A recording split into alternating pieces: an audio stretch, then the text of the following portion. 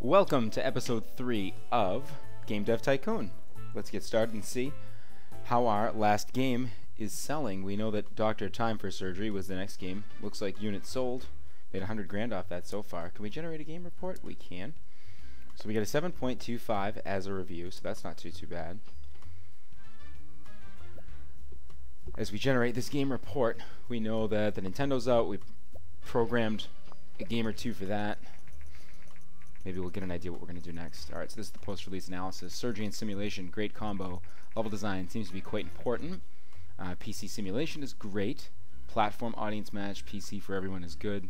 It's obviously an easily accessible platform. Top audience match is great as well. Good. Alright, so let's just take a look at research and see what else we have. So we have 24 research points. We can start putting it into 3D graphics. Maybe that's something that we want 2D graphics version 3. I think we do, but we can't get it obviously because it's 80. A level editor, that's something you'd probably use more in like a strategy game, like if you think back to Age of Empires or something like that. I'm not sure how many of those games will build or if it's worth investing in this before there's a jump in technology. Marketing is something I do really want to invest in, so let's just hold off on that. And let's just develop a new game. So let's start with not a genre, let's start with a topic. I think that's usually the easiest place to go. So we did a rhythm game, we've done a sports game, superhero, surgery, sci-fi. We have not done medieval or law. What about law? I don't want to do law. I want to do medieval. We could do an adventure game, a medieval adventure game. That's something that we can certainly get behind. I think, see that Nintendo's market share has dropped down to 14%. What's the PC at? Oh, it's also at 14. So really it's the Game Boy or Gameling. That's something we probably wouldn't mind investing in. So let's try to invest in a Gameling game. We know that it should be E for everyone. We can do maybe something, if you remember the game Hook, maybe Captain's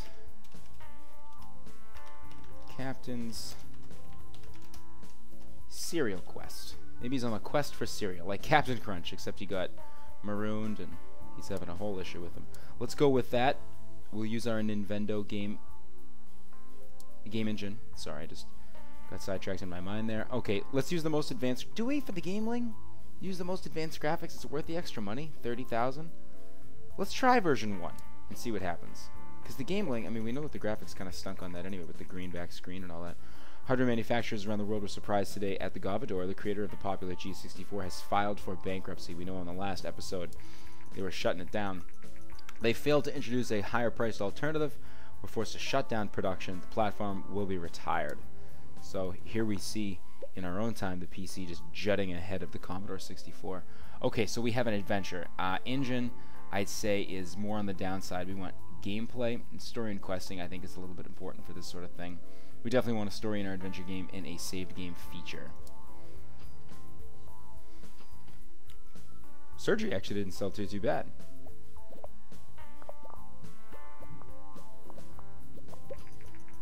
G64 is no longer supported. You've released one game for the platform and earned a total of 20 grand. So, not bad.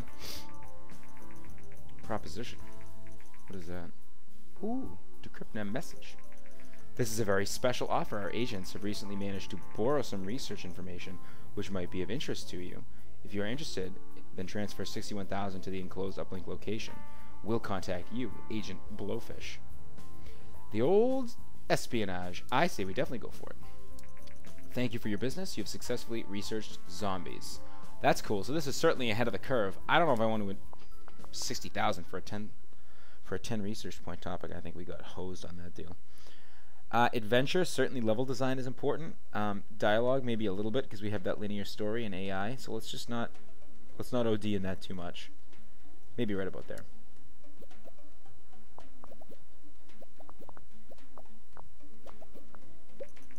Time for Surgery, still going strong. Almost $300,000 in sales, so that's really decent. Alright, we're at stage 2. In adventure game, we know graphics is definitely important. World design is important. I think sound is less important than world design, but we still need to make it a little bit of a priority. And here we go. Now, if I recall, I know that when I played in the past, when I hit the million for cash, I still kind of waited until I invested in moving up, because you don't want to move up too fast. So maybe we'll wait a bit. We'll get our million hopefully soon. Let's put that game on the market. I don't think we hit any benchmarks. Maybe one for design? No. Alright, just kind of click through this. Engine is leveled up. Let's release the game. First reviews for our Captain's Serial Quest. Oh, quirky but good. I would assume with a title like that, you'd get your pretty quirky game. All right, so we're not going to do too well with Captain's Serial Quest. Apparently, hunting for tricks all over a map is not the idea of a good time. Good game. All right, all games. Thanks, man. Appreciate that. Generate a game report for it. We'll see where we went wrong. Perhaps it was the graphics, or something to do with the dials. Yeah, we open at 58. Not too hot. Medieval and adventure is great combo. Engine seems to be not important. I didn't think that was that high. Platform genre match, gaming adventure bad. Okay, so that's it. Platform audience match, gaming everyone good. So the gaming and adventure is not a good combination. So let's go back to the drawing board and let's just fire off another game. And let's do. Let's just go to. Can we research first? Let's go research. Research. New topic. Music game. A spy game. Post-apocalyptic. I feel like some stuff like zombies and post-apocalyptic. I'd like to try to play this like we were back in those days, in the 80s and the 90s. So let's not go. Obviously, this zombie games were not popular. Music games weren't too big. I'm trying to think. Probably like Parappa the Rappa, PlayStation 1 era. Post-apocalyptic or Fallouts. That wasn't big until maybe the early to mid 90s. Let's go make a spy game. Not that that was popular, I guess, but do we want to market it? Oh, we have marketing available to us now. Oh no, wait. What do you want to research? Oh wait, we can research spy. Oh, okay. No, I want to research marketing. Because then what I kind of would like to do is research marketing, put out a casual game for the game lane. We know that that's a hit. Put out something we know we're going to make money, and just market the crap out of it. You have successfully researched marketing. You've successfully unlocked marketing. You can access marketing options in the options menu, but only while the game is in development. Okay, so here we go. This is what we're going to do. We're going to do a pick topic. We're going to do a casual what game? Not a casual zombie game. Casual sports game? Can we do a casual sports game? I don't know how good sports games were on that. Casual simulation, like a Sim City. We could do that. Let's do that. But that's not a sports game. No, it's not. So let's do. Oops, wrong one. So let's focus on action, simulation, strategy, casual. I'm pretty sure. Obviously, we know casual games for the Game Boy were huge. Think back to like Tetris, but we don't have puzzle as an option. So what one of these options would you think are casual? We already made a rhythm game. I think sports games. We can do like, you know, what was big then? Looney Tunes, hoops, and things. You know, they have things while they do the hoops. So it's a casual sports game for the Game Boy. We're going to target it to everyone. We're going to invest in the graphics.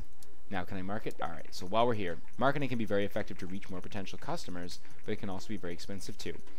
Best to experiment carefully with marketing to get a feel for what works best. Don't invest too much, and remember that timing is important. Don't invest in your marketing efforts too early in development or too late. It's important to know that no matter how much money you pump into marketing, it will not make a bad game successful. To the contrary, it can even hurt to market bad games too much, as it can upset your existing fans. Okay, so maybe let's wait. Let's wait until the second stage of development. Alright. We don't need a game, or a story rather. Really don't need a save game feature. Gameplay and engine, probably your big two.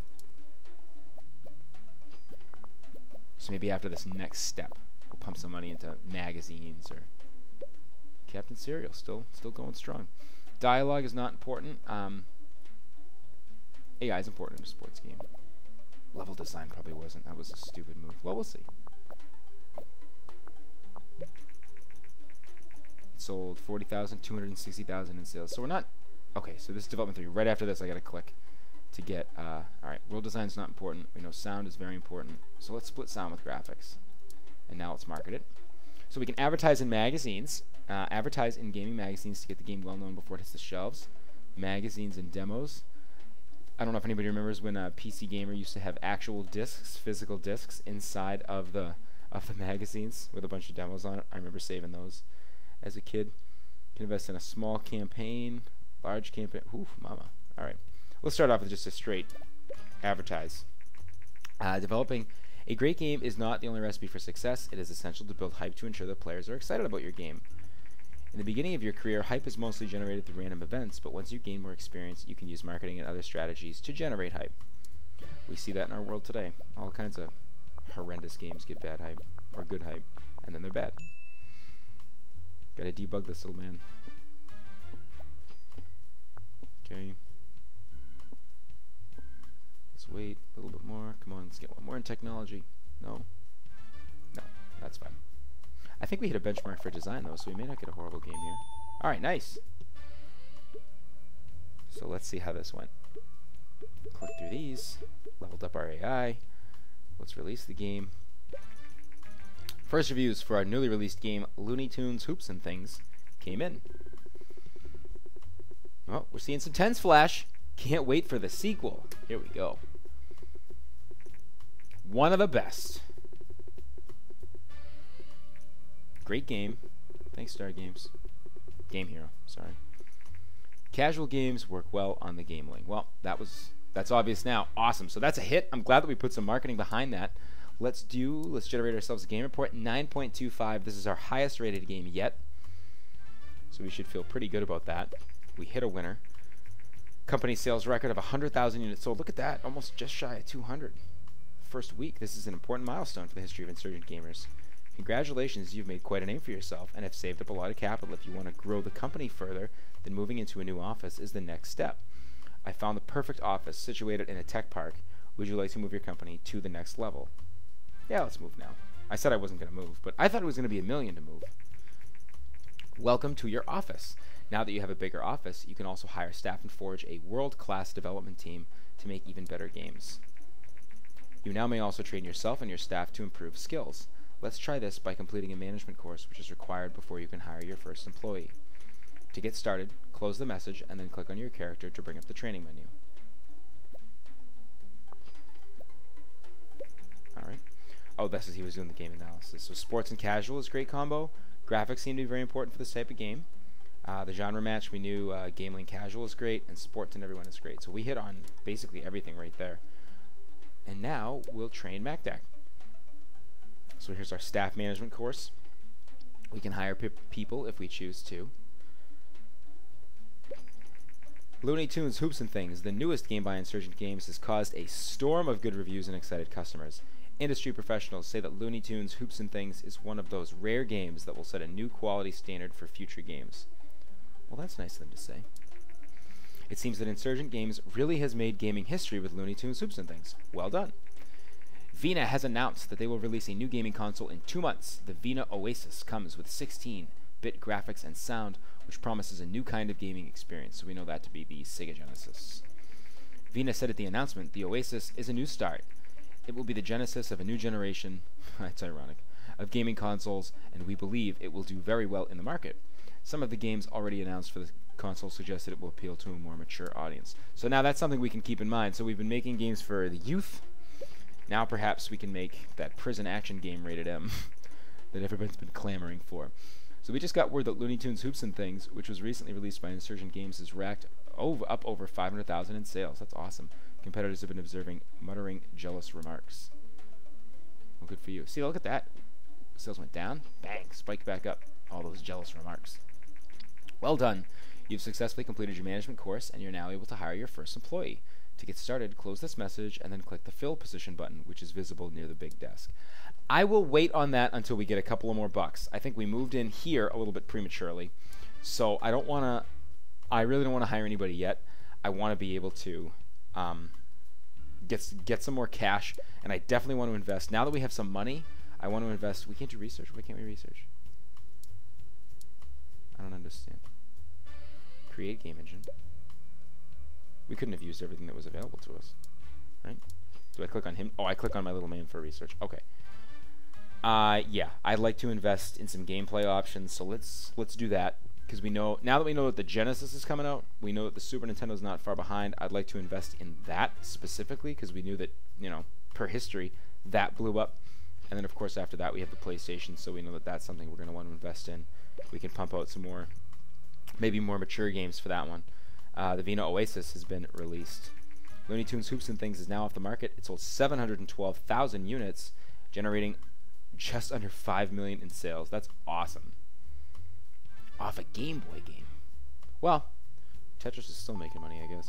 Alright, better user experience. We can train. If you want to create hit games and have a world-class team, then training is important. For best results, train your staff regularly, but don't overwhelm them with too many sessions at once. There are different training options available. Some options are better to increase certain skills than others. Experimenting is the best way to figure out which training options fit your plans.